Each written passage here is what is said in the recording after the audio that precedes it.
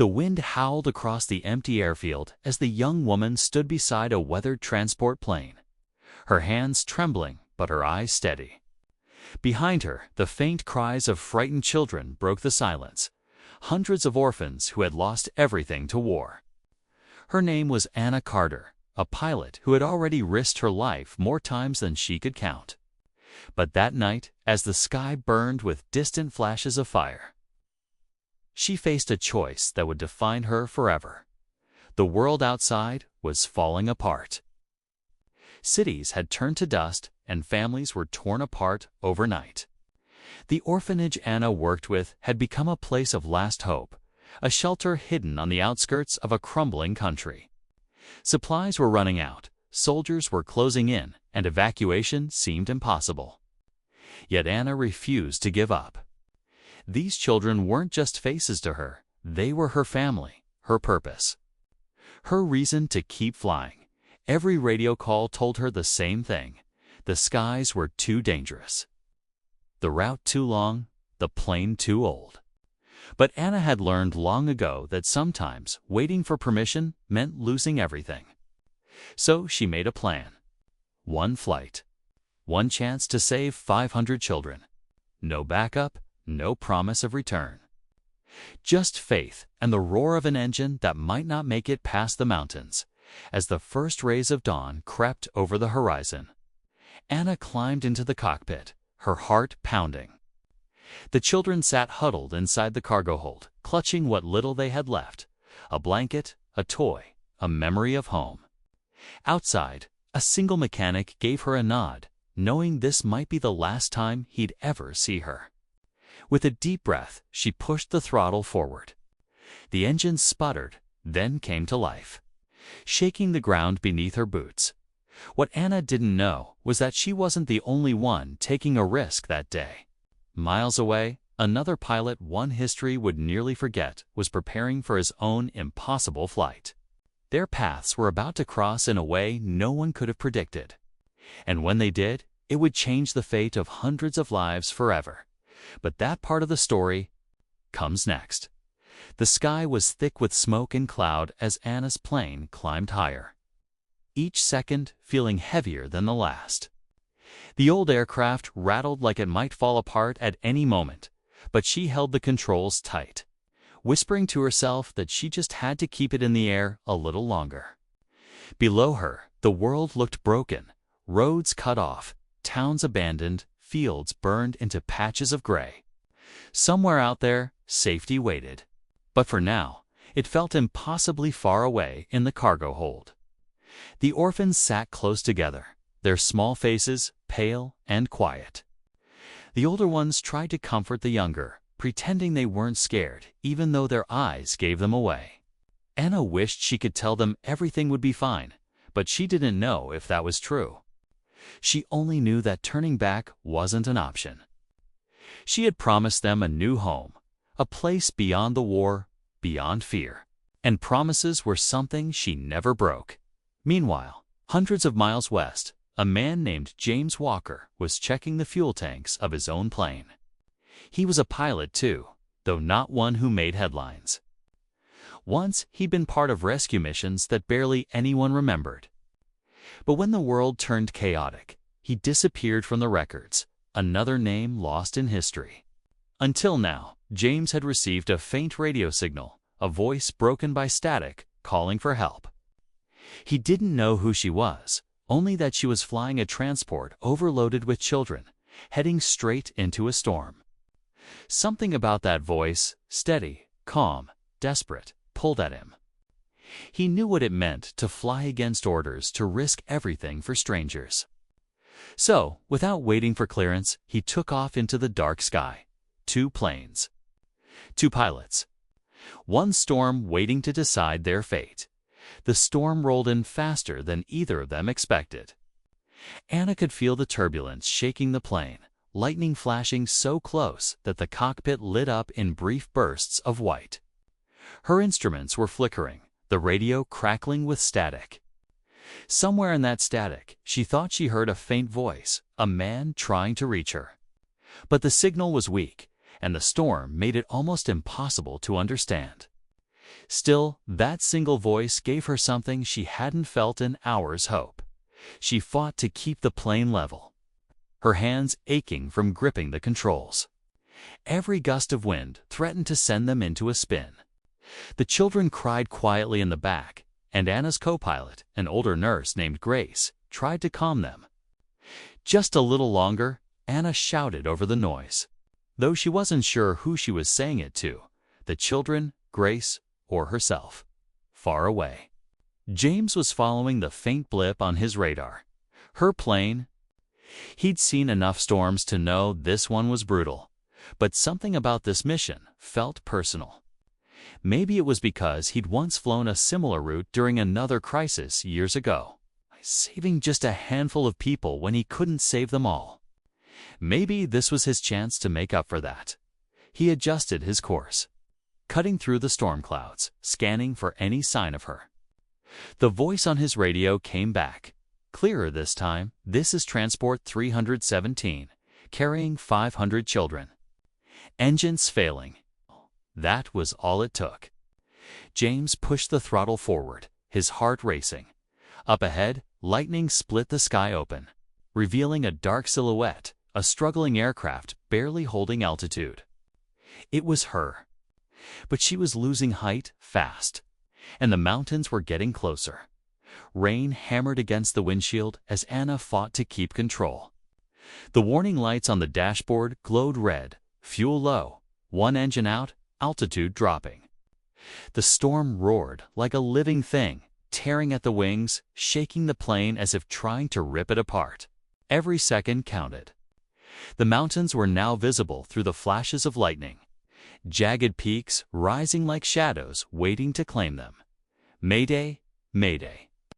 She called into the radio, her voice breaking. "This is Transport 317. We're losing altitude. I have children on board." But the only reply was static. The radio hissed, then went silent. Anna swallowed hard, her throat dry, her heart pounding so loudly it drowned out everything else. She glanced back. Grace was holding a child close, whispering words of comfort that even she didn't believe anymore. Then, through the chaos, a faint light appeared in the distance, blinking through the storm like a signal. Another plane. Anna blinked, thinking her mind was playing tricks on her. But it was real. The voice returned through the radio, clearer this time. "Transport 317. This is Commander James Walker. I've got your position. Hold steady. I'm coming in." For a moment, Anna felt tears sting her eyes, relief mixed with disbelief. Someone had found them. But the storm wasn't letting go that easily. A violent gust slammed into the plane, throwing it sideways. The left wing clipped a burst of wind shear, and the aircraft lurched dangerously. The children screamed, the engines groaned, and the altitude meter spun downward. "Anna, pull up. You're too low," James shouted through the radio. His own plane shook as he dove closer, trying to guide her through the storm. His radar was flashing red, warning him he was too close to the mountain ridge. But he didn't care. Outside, lightning cracked across the sky, revealing both planes, one fighting to climb, the other racing to reach it. The storm raged around them, and in that split second, it became clear that one decision, one impossible choice, would decide whether they all lived or were lost forever. A sudden flash of light split the clouds, and for a terrifying moment, Anna thought lightning had struck the plane. But it wasn't lightning, it was fire. One of the engines had caught a spark, smoke billowing out into the storm. The controls jerked violently, and the aircraft dipped, alarms screaming in her ears. She gritted her teeth, wrestling the yoke with all her strength, praying the old machine would hold together just a little longer. "James, we've lost an engine," she shouted into the radio, her voice shaking. "We can't stay up much longer." Through the static, James's calm voice came back. "Stay with me, Anna. You're almost through the worst of it." He tried to sound steady, but even he could see the impossible angle she was flying at. His own instruments were warning him that he was flying too low, too close to the mountain ridge. But he couldn't turn back now. Not when she and those children were depending on him. Then something unexpected happened. A second radar signal appeared on his screen, another aircraft moving fast and closing in. James frowned. "Anna, there's another plane near you. Do you see it?" he asked. She looked out into the darkness, squinting through the rain. For a moment, nothing, and then faint lights cutting through the clouds from below. Her heart dropped. "That's not rescue," she whispered. "It's a patrol." The region's border was heavily restricted, and any unauthorized aircraft risked being forced down or fired upon. The reality hit her like ice. If they were spotted, it wouldn't be the storm that ended them. James cursed under his breath. "You need to change course now. But if I turn, I'll lose lift," she cried. Outside, the storm screamed louder, the engines coughed, and the two planes, one desperate to escape, the other desperate to save, were suddenly caught between the fury of nature and the reach of men who didn't know what they were carrying. Anna's trembling hand hovered over the controls. Knowing whichever way she turned could mean saving 500 lives, or losing them all. Anna's pulse raced as the patrol plane drew closer, its powerful searchlight cutting through the dark clouds like a blade. The beam swept across the sky, nearly catching her aircraft before she dove lower into the storm. The turbulence grew worse, shaking the plane so violently that alarms blared non-stop. Grace clutched the wall of the cabin, shouting over the roar. "They've seen us, haven't they?" Anna didn't answer. She couldn't. Her focus was fixed on the flickering gauges in front of her, trying to calculate how much altitude she could lose before they hit the ridge. The patrol plane's signal loomed larger on her radar. They were being tracked. She realized she wasn't only fighting nature anymore. She was being hunted. James, flying a few miles behind, saw it too. The new contact was approaching fast, clearly armed. He grabbed his radio. "Anna, listen carefully," he said. "You need to cut power to one of your engines. Make it look like you've gone down. They might stop chasing if they think you crashed." Her eyes widened. "If I cut power, we'll actually crash," she said, voice trembling. "I know," he replied quietly. "But it might be the only way to save the kids." Every instinct told her it was madness. Yet when she looked back at the frightened faces in the cargo hold, she knew she had no choice. With a deep breath, she reached for the switch. The moment she pulled it, the plane shuddered, one engine dying completely. The sound of silence on one side of the aircraft was deafening. Outside, the patrol searchlight swept past again, and this time it turned away. The ruse had worked. But relief didn't last. The sudden loss of power sent the plane into a steep dive, the altimeter spinning wildly. The children screamed as the mountain peaks rushed closer. And James's voice broke through the radio. "Anna, pull up, now." But the controls were locked. The storm, the wind, and gravity had joined forces, dragging them down faster than she could fight back. And in that terrifying instant, she realized the real danger wasn't behind her anymore. It was right below. The mountains loomed ahead like dark shadows waiting to swallow them whole. Anna pulled with everything she had, her arms burning as the controls refused to move. The plane trembled, alarm screaming, the sound of metal straining against the wind. Grace was shouting, the children crying, the world narrowing to the sound of chaos and the flashing red light on the control panel. Just when Anna thought they were going to crash, a new voice cut through the static on her radio. "Anna, listen to me." It was James again, breathless. "Cut your flaps, and trust me. I'm right behind you." Her heart pounded. It didn't make sense. Cutting the flaps now meant losing even more control. But something in his voice told her he had a plan. She took a deep breath and did it. The plane dropped suddenly, free-falling for a few terrifying seconds before James's aircraft appeared above hers, angling dangerously close. He maneuvered his plane in front, using his stronger engines to create a draft, a wave of air that lifted Anna's crippled transport, just enough to steady it, for a few miraculous moments. The two planes flew together through the storm, barely a few feet apart. James guided her down toward a narrow valley below, shouting directions through the radio. "You've got one chance, Anna. There's a clearing ahead. Bring her down slow." The valley appeared, a stretch of flat ground surrounded by trees. Anna lowered the landing gear, whispering a prayer. The tires hit the ground hard, the plane bouncing before sliding through the mud and finally coming to a stop. Silence filled the cabin. The children clung to each other, wide-eyed but alive. Anna exhaled, tears streaming down her face. "We made it," she whispered. But before she could even unbuckle her harness, a deafening boom echoed through the valley. She looked up. James's plane wasn't behind her anymore. The sky glowed faintly orange in the distance. Her heart sank.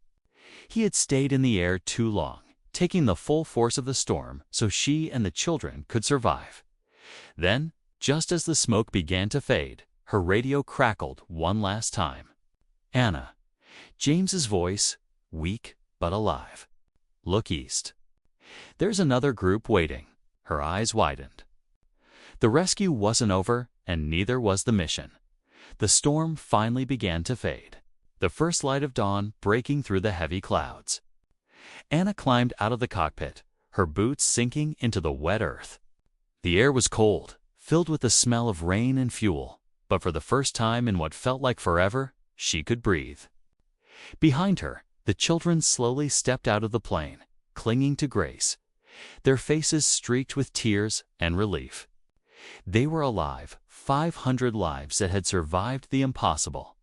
Anna turned toward the direction of the faint orange glow where James's plane had gone down.